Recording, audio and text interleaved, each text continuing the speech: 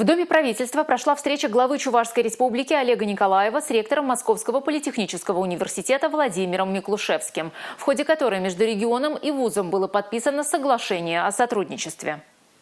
Олег Николаев и Владимир Миклушевский договорились о реализации совместных проектов, направленных на формирование кадрового потенциала для отрасли экономики и социальной сферы Чувашии, содействие росту научно-исследовательского потенциала региона. Вообще, ваше высшее учебное заведение республики, понятно, зарекомендовало за это время достаточно себя как надежный партнер в целом системы образования, развития экономики, обеспечения различных сфер нашей деятельности высококвалифицированными кадрами. Ну и, несомненно, мы заинтересованы, чтобы вот это уже сложившиеся традиции, сложившиеся взаимоотношения и дальше продолжили свое развитие.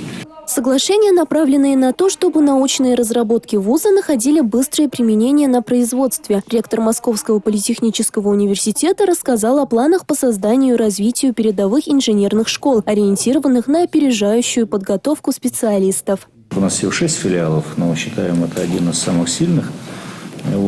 И по большому счету сегодня, в продолжении того, что вы сказали, как раз на встрече с профессорско-преподавательским составом и с работодателями, мы говорили о том, чтобы найти в филиале одно, может быть, два направления таких базовых, которые мы могли бы сделать какую-то передовую школу. По логике передовых инженерных школ. Милена Алексеева, Бахтияр Велиев, Республика.